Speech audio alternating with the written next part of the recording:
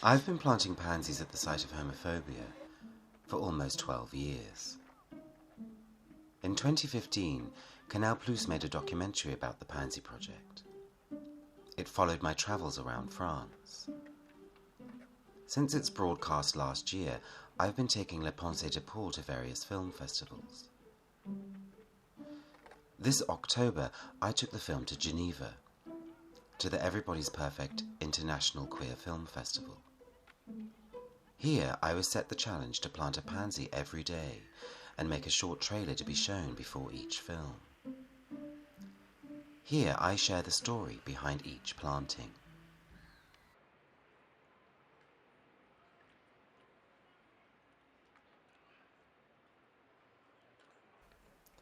The first pansy I planted was for Alexandre. When he was younger, he'd been bullied at school for being effeminate, but he told me that this had only made him determined to be himself. When he came out to his mother, she rejected him. Alexandre is now only able to maintain a relationship with her on the condition that he never mentions his sexuality. He is now preparing to do national service, which means that he can finally get out of a childhood home that has been aggressively homophobic.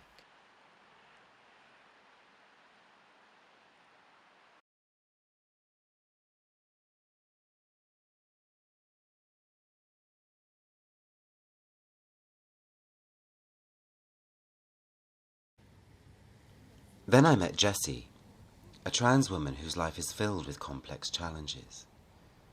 She grew up in a refugee camp where she experienced various abuse. She was clearly traumatized, and it was the kind of trauma you cannot puncture with conversation. She's frustrated and upset that the authorities appear not to be taking her case seriously.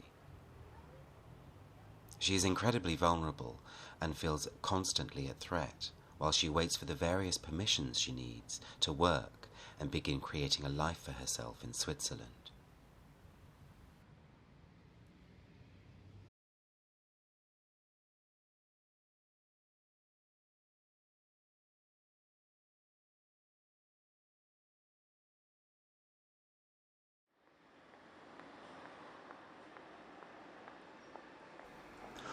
On my second day in Geneva, reports came through that on the same night there had been 2 violent homophobic attacks.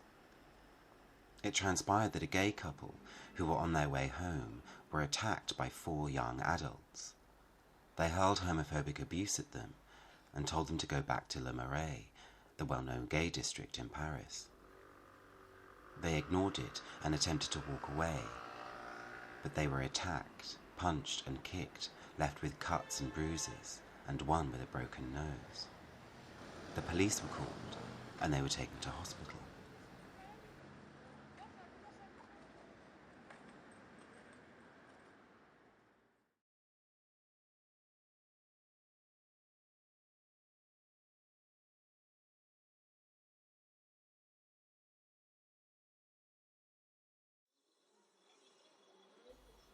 The injured couple waited for several hours to be treated.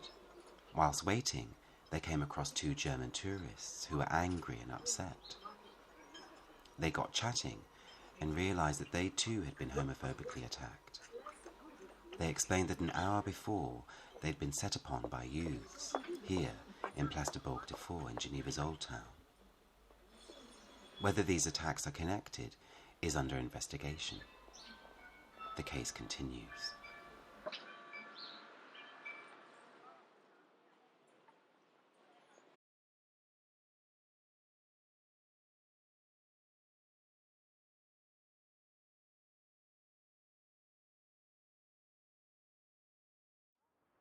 To Loïc.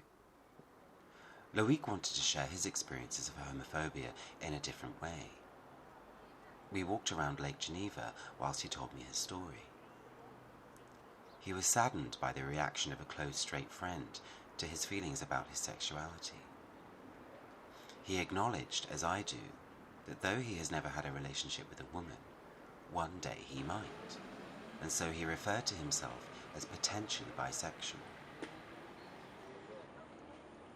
His friend's reaction equated this relaxed attitude to his sexuality with the following.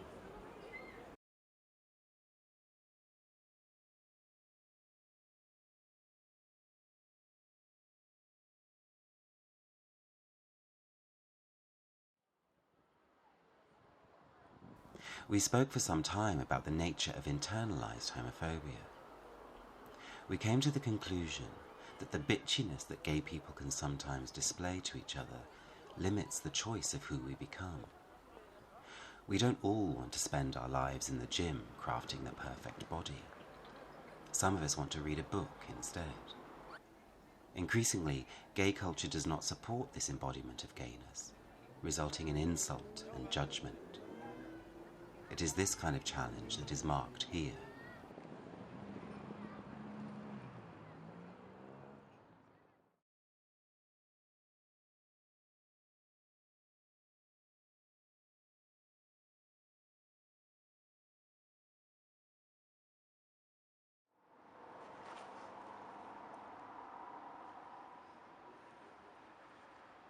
This Pansy marks the experience of a trans man, here at the Geneva University Hospital. He contacted me asking to plant a pansy for him. He explained that this place had been particularly transphobic. Among many things, they refused to write his chosen name on his medical records, and they continued to openly mock his treatment.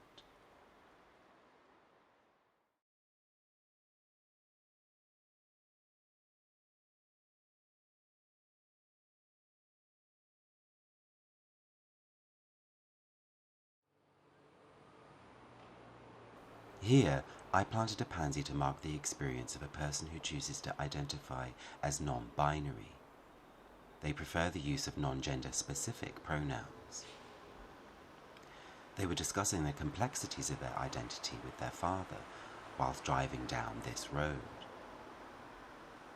They felt mocked and undermined by their father's response to this discussion.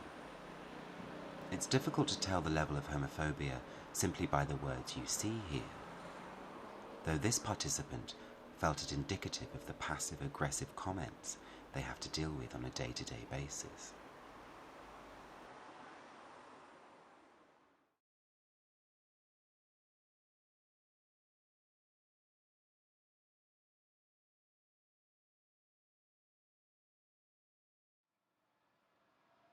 Steph and her friend were travelling on the tram, chatting quietly, when a man approached them. This happened a few years ago, and Steph said nothing at the time, saying she felt less comfortable then than she does now about her identity. She wanted me to plant a pansy to raise awareness and acknowledge that this had happened.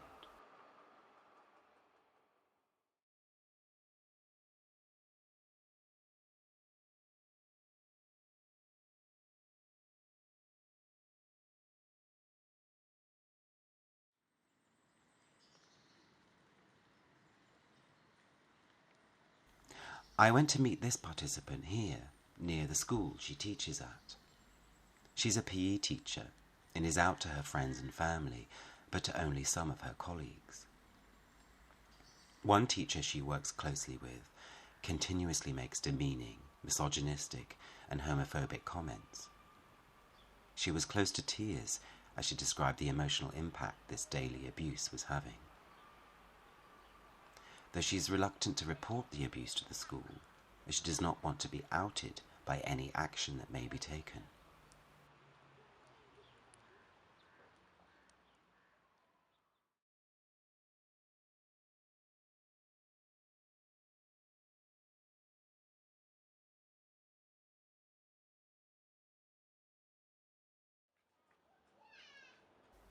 I went to Lausanne, a city close to Geneva.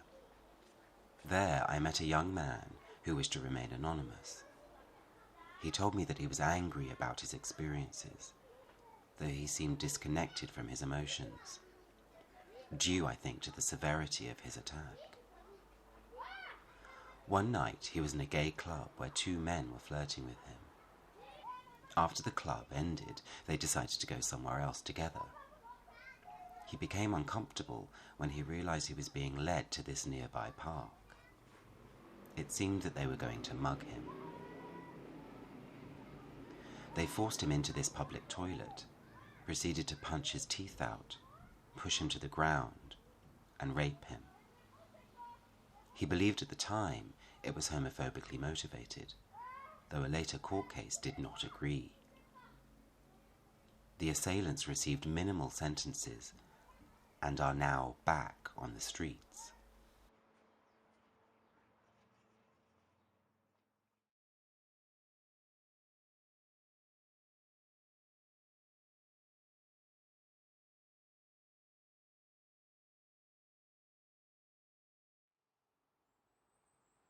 Back to Geneva. This is Pearl de Lac. It's a well-known cruising area. Camillo went there one night and was approached by two young men. When he engaged in conversation with them, he realized that they were there for different reasons. On his way to leave, one hit him over the head with a blunt instrument. Shocked and bleeding, he called the police. This is just one of the many attacks that have occurred here over the summer. Camillo told me that homophobically motivated hate crime is not recorded as such in Switzerland. As a result, the police and justice system are not able to process these crimes correctly.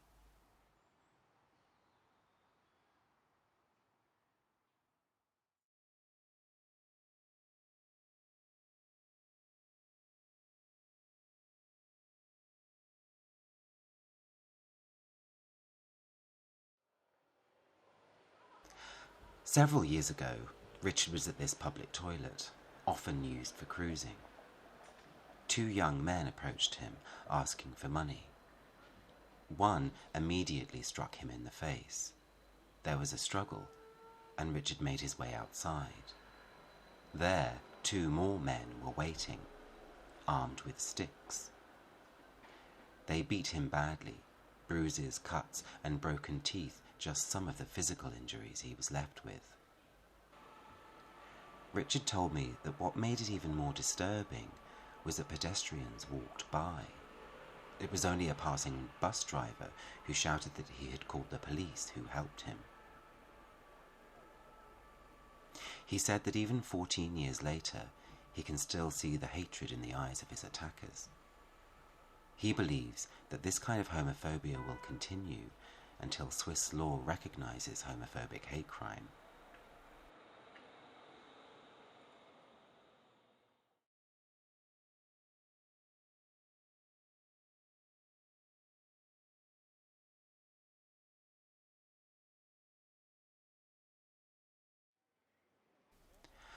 I met Costanza, and she told me about her experiences.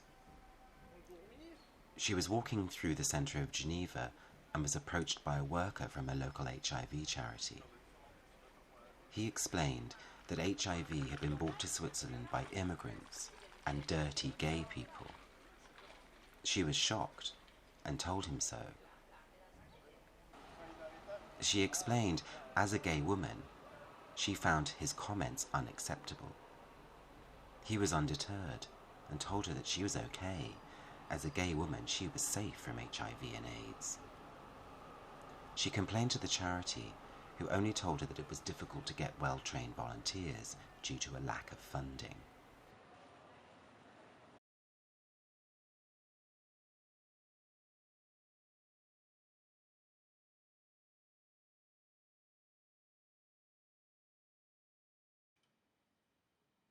This is Usine Kugler, a well-known art centre in Geneva. The woman who contacted me told me that she had met a man here who was friendly and chatty. From the beginning, she was clear about her sexuality, and the man seemed unfazed. After chatting and drinking together for a while, they walked home together. There was a downpour, and the man offered to let her dry off in his house.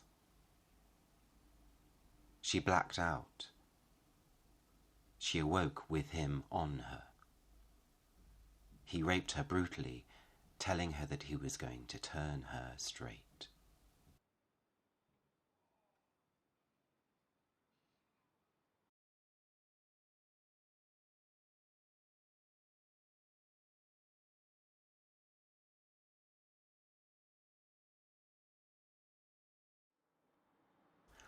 Whilst researching my trip to Geneva, I was surprised to find that at CERN, the home of the Large Hadron Collider, there had been a well-documented case of homophobia.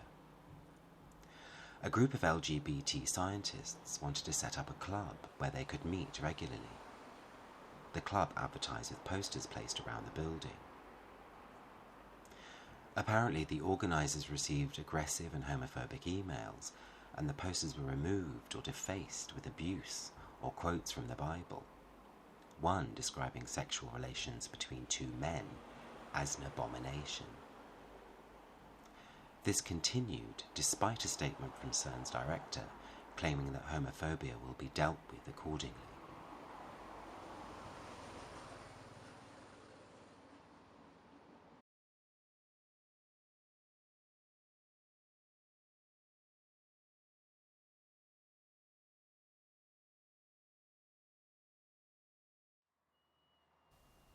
I was approached by a man who worked at the UN.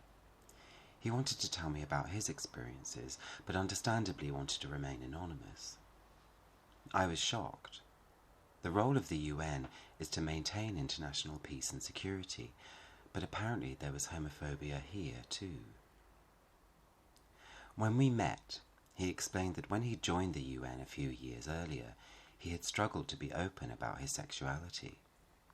It became apparent that he was not alone. He told me that there had been many cases of homophobia involving people from various countries, creating an unsettling climate of secrecy. It seems that nations where homosexuality is still illegal have a damaging impact on the well-being of gay people working here. The representatives of nations that accept homosexuality are apparently forced to downplay their position on sexuality and gender in order to maintain a diplomatic status quo with less liberal states. I'm not sure what I expected to find here at the UN, but I found this incredibly disheartening.